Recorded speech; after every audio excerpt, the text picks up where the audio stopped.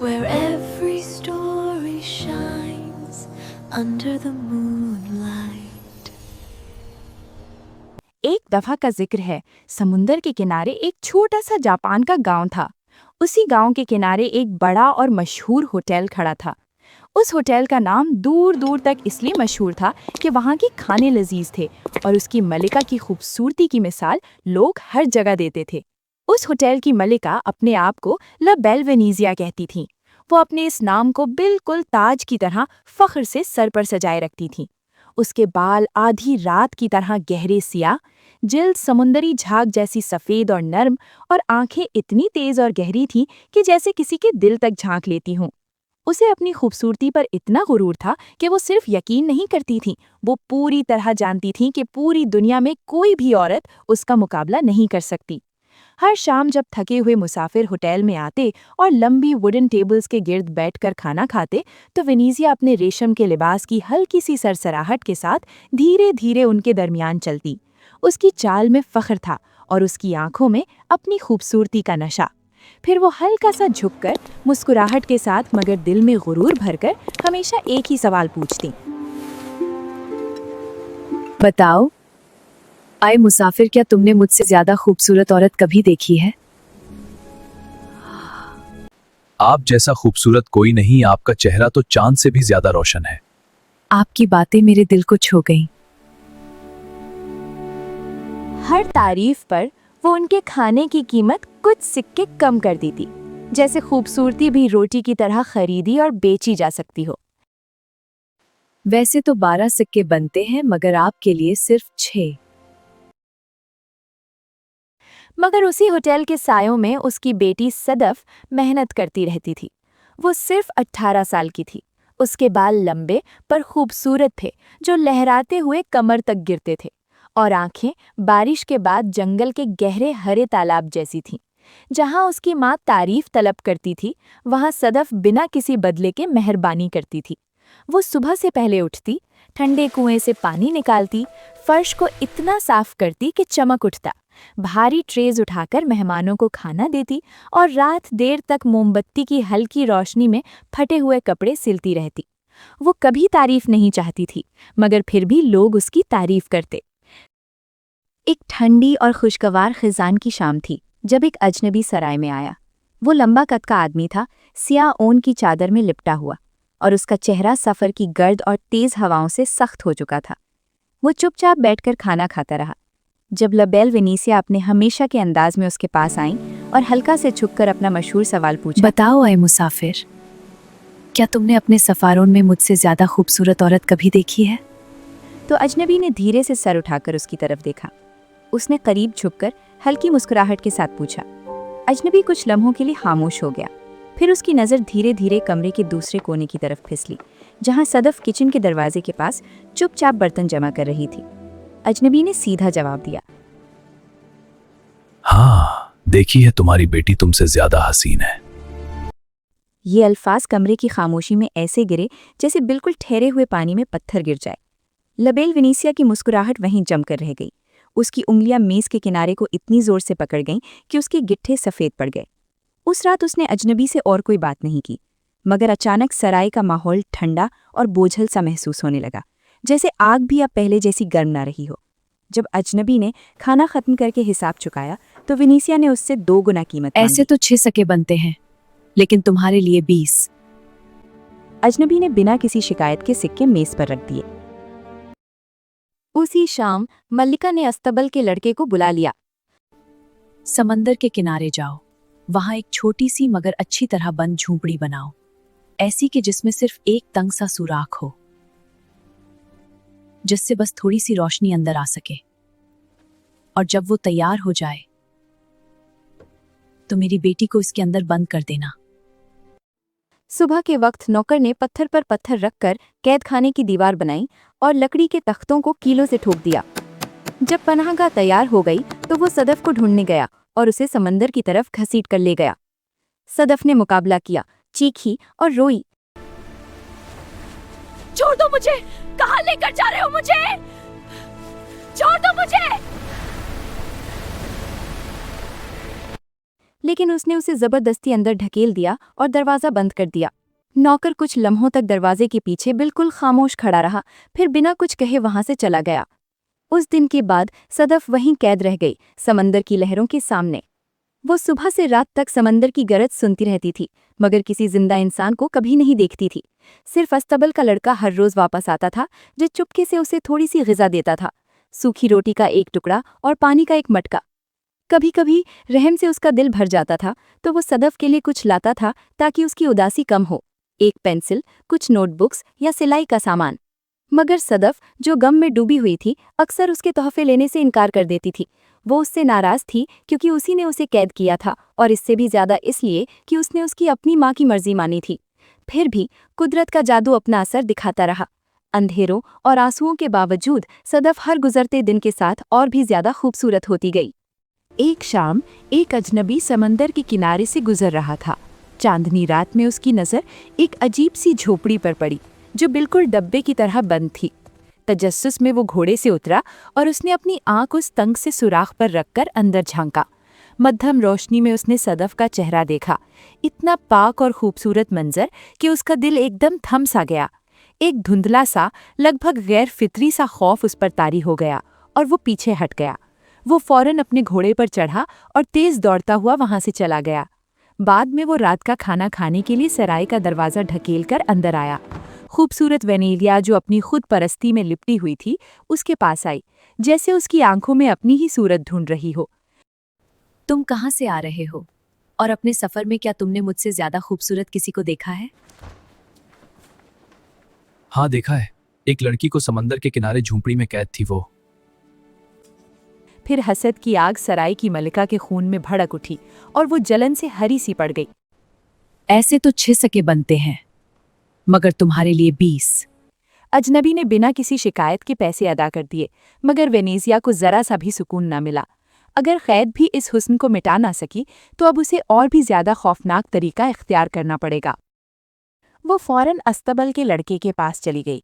अस्तबल का लड़का अपनी मलिका से शादी करने का ख्वाब देखता था। मुझे बताओ, क्या तुम मुझसे शादी करोगे? आप मुझसे शादी करेंगी? मालकिन ने लड़के से कहा कि अगर तुम मेरा हाथ चाहते हो तो तुम्हें मेरे हुक्म मानना होंगे। तुम मेरी बेटी को ले जाओगे, उसे गहरे जंगल में ले जाकर कत्ल कर दोगे। फिर तुम उसकी आंखें और उसके खून से भरी हुई एक बोतल मेरे पास लेकर आओगे। सिर्फ इसी शर्त पर मैं तुमसे शादी करूंगी। लेकिन जब उसने इतनी खूबसूरत और मासूम लड़की को देखा तो उसमें उस पर हाथ उठाने की हिम्मत न रही, इसलिए वो सदफ को लेकर गहरे जंगल की तरफ चला गया और वहाँ लोगों की नज़रों से बहुत दूर उसे जिंदा छोड़कर अकेला वापस आ गया। मगर सबूत लाने के लिए उसने एक लोमड़ी को मार दिया और फिर ला बेनीजिया के पास वापस गया, वही चीज़ लेकर जो उसने मांगी थी। ला बेनीजिया मुतमईन हो गई। उसने अपना वादा पूरा किया और उससे शादी कर ली, पूरे यकीन के साथ कि अब फिर से वही इस जगह की सबसे ज्यादा खूबसूरत औरत बन चुकी है। इस दौरान सदफ जंगल के वसी दरख्तों के साए तले बिल्कुल अकेली रह गई। वो रोती रही, इतना रोई कि आंसू तक खत्म हो गए। वो पुकारती रही, अपनी फरियाद आसमान तक पहुंचाती रही, लेकिन दरख्त खामोश रहे और जंगल के दरिंदे ही उसके गम के गवाह बने। सदफ बहुत देर तक चलती रही और जब रात होने लगी तो उसे दूर कहीं हल्की सी रोशनी नजर आई। उसी रोशनी की रहनुमाई में वो उस तरफ बढ़ी, लेकिन अचानक बहुत सी आवाज़ों का शोर सुनकर वो घबरा गई। खौफ से कांपकर वो एक पुराने बलूत के दरख्त के पीछे छुप गई। वो 8 चोर थे। पत्थर खुल जा। अचानक पत्थर ऐसे घूमकर खुल गया जैसे कोई छुपा हुआ दरवाजा हो, और अंदर से ऐसी रोशनी चमकी जो किसी शाही महल के लायक थी। 8 साथी तेज कदम से उस गार के अंदर दाखिल हो गए और आखिरी ने हुक्म दिया, बंद हो जा। और फिर पहाड़ दोबारा पत्थर बन गया। सदफ सांस रोककर अंधेरों में लंबे वक्त तक इंतजार करती रही। दिल जोर जोर से धड़क रहा था। जब चोर वहां से निकल गए, सदफ धीरे धीरे उस सफेद दीवार की तरफ बढ़ी। खुल जा, फिर उसने भी धीमी आवाज में वही जादू के अल्फाज कहे, पत्थर बंद हो जा। अंदर दाखिल होते ही सब कुछ दावत के लिए तैयार था। एक मेज पर 8 प्लेटें सजी हुई थीं, 8 सुनहरी रोटियां और 8 बोतलें सुर्ख रूबी रंग की शराब की। चूल्हे पर 8 मुर्गियां सीख पर भुन रही थीं और उनसे उठती हुई लजीज खुशबू पूरी जगह में फैल रही थी। सदफ ने काम शुरू कर दिया। उसने जगह को ठीक किया, झाड़ू लगाई, बिस्तर ठीक किए और आग का ख्याल रखा। फिर जब भूख उसे सताने लगी तो उसने हर मुर्गी से एक पंख ले लिया, हर रोटी का छोटा सा कोना तोड़कर खा लिया और हर बोतल से बस एक छोटा सा घूंट पी लिया। जैसे ही पत्थर की दीवार के बाहर कदमों की आहट गूंजी, वो घबराकर फौरन एक बेड के नीचे फिसलकर छुप गई। सांस रोककर अंधेरों और धूल में चुप कर बैठी रही। जब 8 चोर वापस आए तो उन्होंने जो मंजर देखा उसने उन्हें वहीं रोक दिया। उनका रूम साफ सुथरा था और उनके खाने में से एक पीस गायब था। अगले दिन सब ना पहरा देने का सोचा और सबसे छोटे को घर के दरवाजे पर छोड़ा गया, मगर अंदर कोई ना आया। जब ग्रुप वापस आया तो देखा फिर से बर्तन धुले हुए थे और खाना गायब था। उनका सरदार गुस्से से आग बबूला हो गया। 6 दिन तक वो इसी तरह तजुर्बा दोहराते रहे, मगर किसी को ना पकड़ सके। 8वें दिन सरदार ने आखिर फैसला कर लिया कि वो खुद पहरा देगा और वो बाहर बैठने की बजाय घर के अंदर बैठा। लंबी खामोशी के बाद उसने देखा कि सदफ आहिस्ता से बिस्तर के नीचे से निकल रही है। वो फौरन उस पर झपटा और उसका बाजू पकड़ लिया, मगर सरदार उसके चेहरे की मासूमियत और हसीन नज़ाकत देखकर नरम पड़ गया और उसने अपनी पकड़ ढीली कर दी। मेरे पास रहने के लिए कोई जगह नहीं है।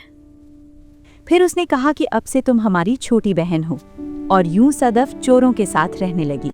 वो घर का दिल बन गई थी, सूप बनाती, बिस्तर ठीक करती और घर को संभालती।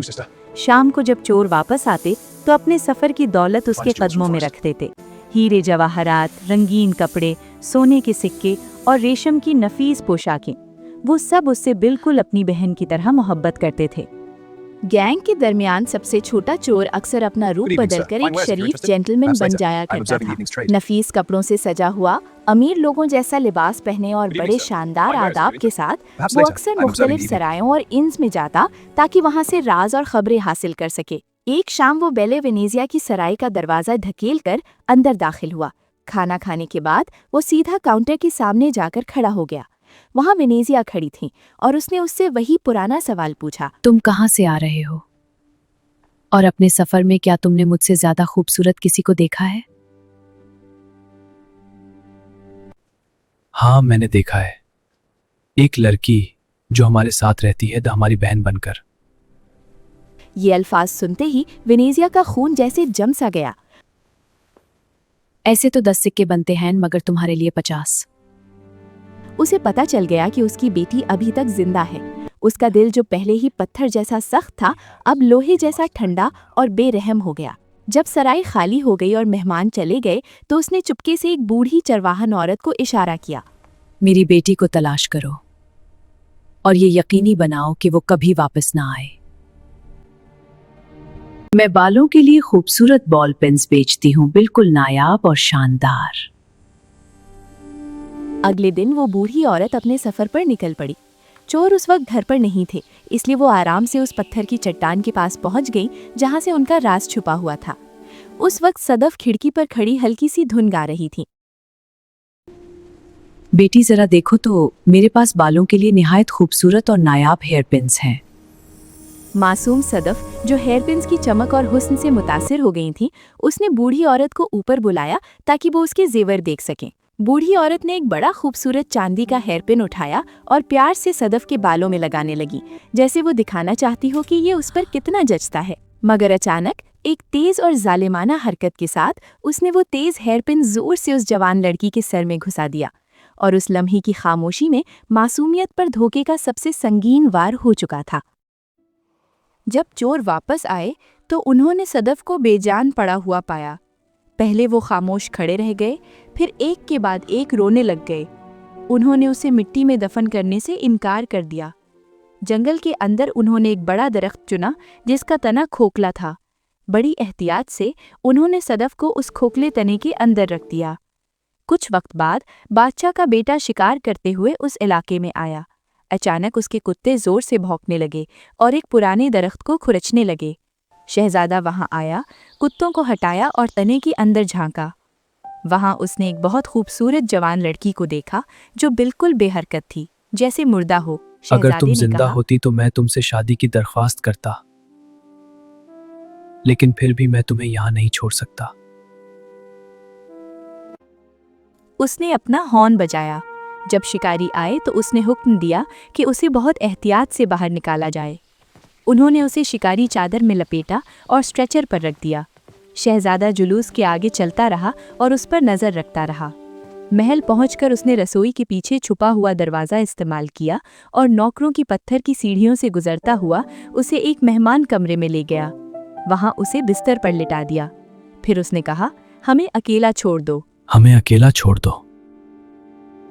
सब लोग चले गए। शहजादा अक्सर वहां आता, बिस्तर के पास बैठकर उसे देखता और उसकी सांस सुनने की कोशिश करता।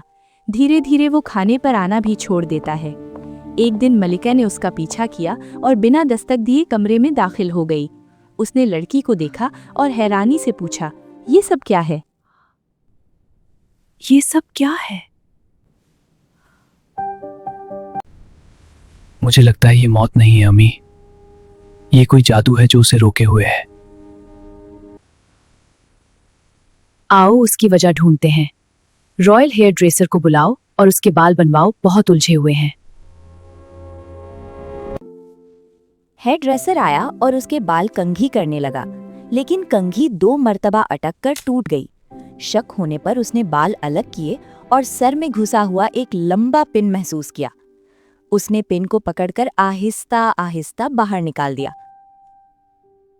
सदफ को होश आ गया और उसने अपनी कहानी सुना दी। सबने गहरी खामोशी में उसे सुना। वक्त गुजरा और सदफ और शहजादा एक दूसरे को जानने लगे। आखिर सदफ ने शादी के लिए हाँ कर दी।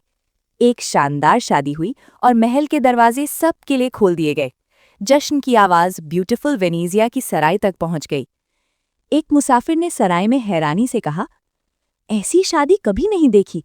नई शहजादी दुनिया की सबसे खूबसूरत औरत है। हसद से भरी वेनेजिया ने खुद को सजाकर महल का रुख किया ताकि उस औरत को देखे जो उससे ज्यादा खूबसूरत है। वो भीड़ को चीरकर तख्त तक पहुंच गई और वहां सदफ को जिंदा और ताज पहने हुए देखा। ये देखकर उसे सख्त झटका लगा। हसद से उसका दिल फट गया। उसका चेहरा नफरत से बिगड़ गया और वो संगमरमर के फर्श पर गिरकर मर गई। उसका जिस्म सायों में हटा दिया गया और जश्न दोबारा शुरू हो गया। रोशनी ने रात को मिटा दिया।